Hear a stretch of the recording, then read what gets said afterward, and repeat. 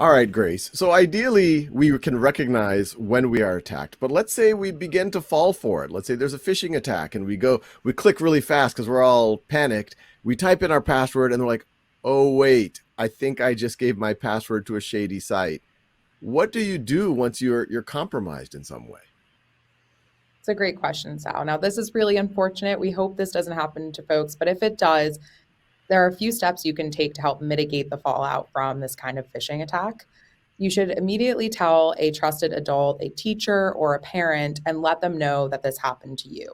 This will also help them make others aware that if they are hearing from you on that account that's been compromised, that so that other folks don't fall into the same hands of the scammer.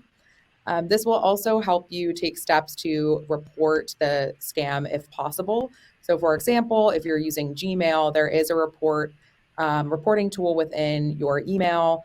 Oftentimes, you can get alerts on your phone if there are phone calls that look like a scam, but there are also ways that you can report that. So, definitely work with a trusted adult if you think that this has happened to you.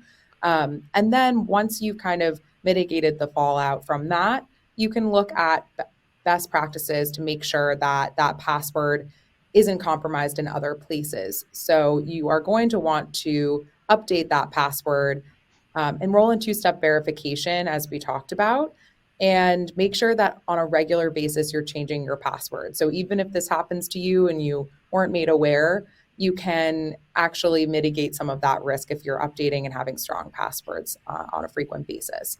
There's another nifty tool called Security Checkup that can actually help you check on your passwords for all of your accounts where you use your email to log in, and that helps you keep track and make sure that your passwords aren't outdated, or worst case scenario that they haven't been breached in some kind of data breach or a phishing attempt. Super, super useful.